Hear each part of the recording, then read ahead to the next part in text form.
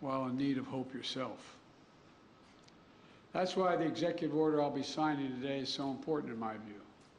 It's a measure of what we can do together to heal the very soul of this nation, to address profound fear and trauma, exhaustion that particularly Black Americans have experienced for generations, and to channel that private pain and public outrage into a rare mark of progress for years to come.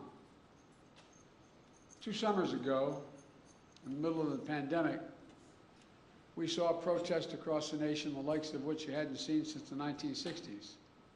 They unified people of every race and generation. Athletes and sports leagues boycotted and postponed games.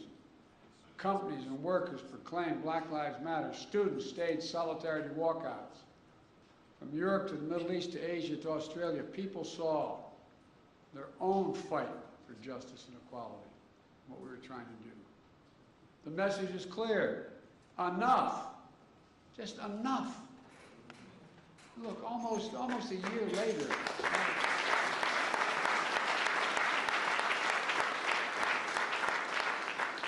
Almost a year later, a jury in Minnesota stepped up and they found a police officer guilty of murdering George Floyd, with officers and even a police chief taking the stand to testify against misconduct of their colleagues.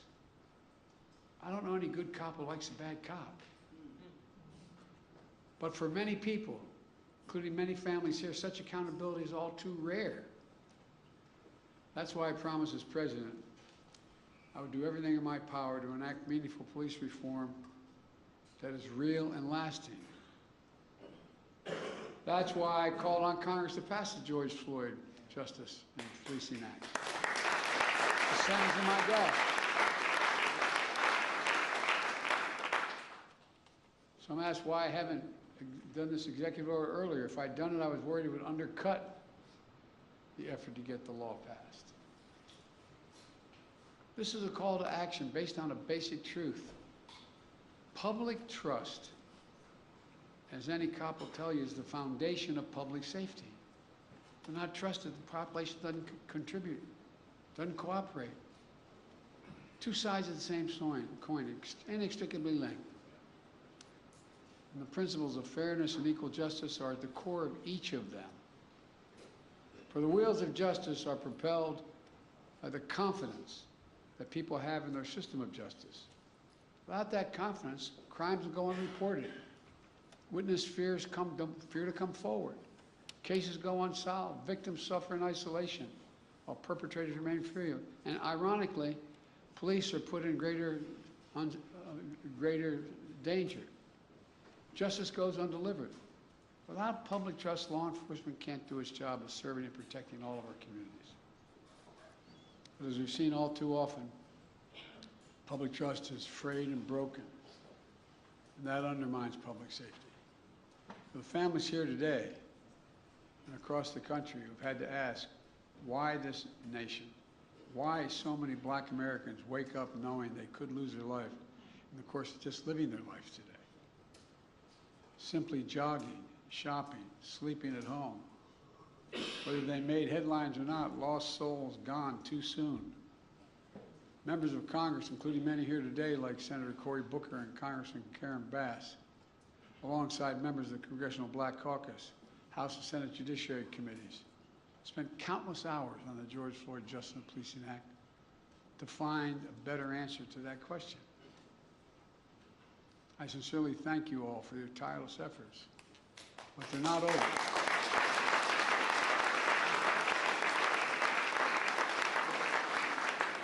The House passed a strong bill.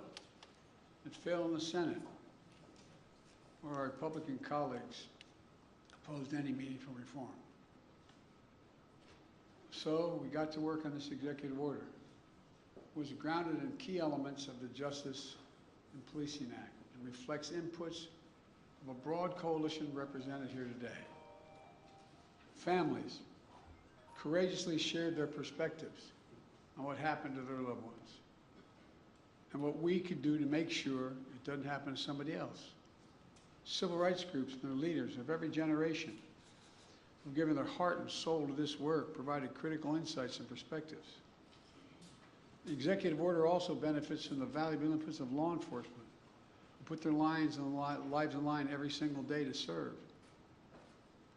Now let me say, there are those who seek to drive a wedge between law enforcement and people they serve. Those who peddle the fiction of public trust and public safety are in opposition to one another. We know that's not true, but it occurs. I believe the vast majority of Americans want the same thing: trust, safety, and accountability. The vast majority of law enforcement risk their lives every day to do the right thing. Their families wait for that phone call every time they put on that shield. Just yesterday in Uvalde, brave local officers of the Border Patrol agents intervened to save as many children as they could. Here today, I want to especially thank the International Association of Chiefs of Police, Fraternal Order of Police, as well as the National Organization of Black Law Enforcement Executives, the Federal Law Enforcement Association,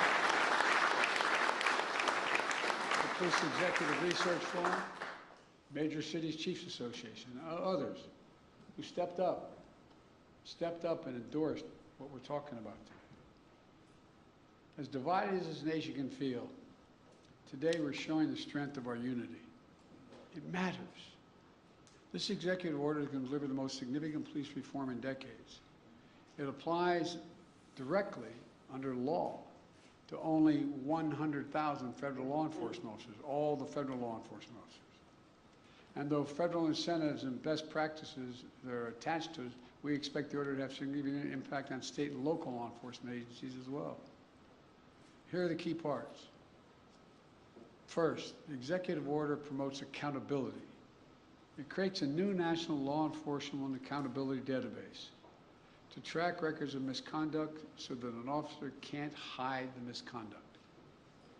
It strengthens the pattern and practice investigation to address systematic misconduct in some departments. It mandates all federal agents wear and activate body cameras while on patrol. Second, the executive order raises standards, bans chokeholds, restricts no-knock warrants, tightens use of force policies to emphasize de-escalation and duty to intervene to stop another officer from using executive force, just as occurred. It didn't occur, but people testified it didn't occur in George Floyd's case. And third, the executive order modernizes policing. It calls for a fresh approach to recruit, train, promote, and retrain law enforcement that's tied to advancing public safety and public trust. Right now, we don't systematically collect data, for instance, on instances of police use of force. This executive order is going to improve that data collection. There's a lot more as well. The bottom line of the executive order includes reforms that have long been talked about or are finally implemented at a federal level. And it comes at a critical time. By building trust, we can strengthen public safety, and we can more effectively fight crime in our communities. And we can do one more thing. We can show what's possible when we work together. Look, I know progress can be slow and frustrating. And there's a concern that the reckoning on race inspired 2 years ago is beginning to fade. But acting today, we're showing that our dear friend, the late John Lewis, Congressman, wrote in his final words after his final march for justice in July of 2020. He said, "Democracy is not a state, it is an act. Democracy is not a state, it's an act, an affirmative act." Today we're acting. We're showing that speaking out matters, being engaged matters, and that the work of our time, healing the soul of this nation, is ongoing and unfinished and requires all of us never to give up, always to keep the faith. I close with this. Over 2 years now, for over 2 years, we've gotten to know one another and pray with one another, not figuratively, literally. I promised the Floyd family, among others, George's name is not just going to be a hashtag. Your daddy's name is going to be known for a long time. that as a nation, we're going to ensure his legacy and the legacy of so many others remembered today. It's not about their death, but what we do in their memory that matters. The purpose. Just a few moments, I'm going to deliver on that promise when I sign the executive order. And Kamala and I will continue, along with our friends in Congress, to get meaningful police reform legislation to my desk as best we can, as quickly as we can, beyond what we're doing here, affecting states as well, directly.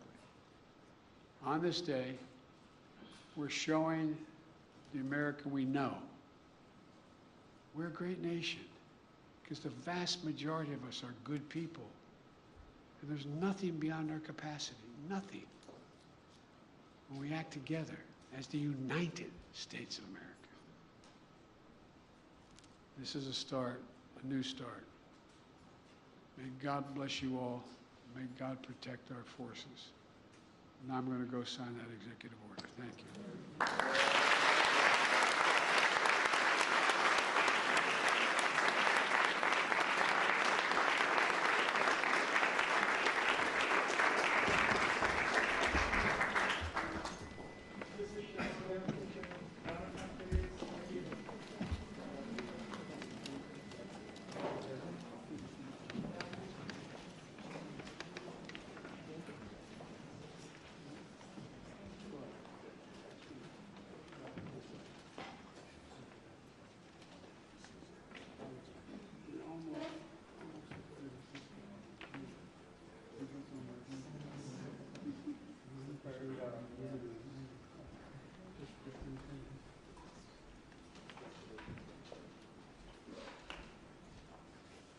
I'm about to sign Advancing Executive Accountable Policing and Criminal Justice Practices to Enhance Public Trust and Public Safety.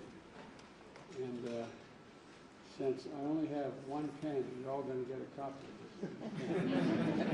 I don't have to do one stroke at a time with each pen.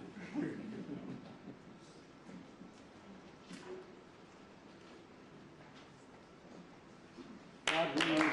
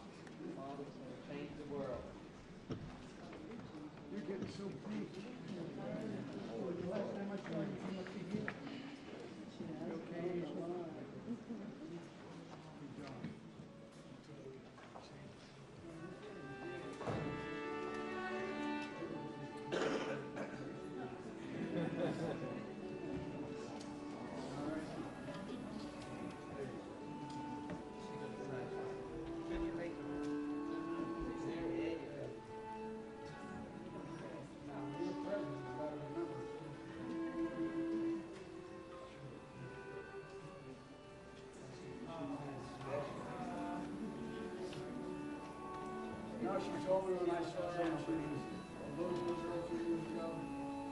Seriously, she pulled me aside and she said, "My daddy changed the world."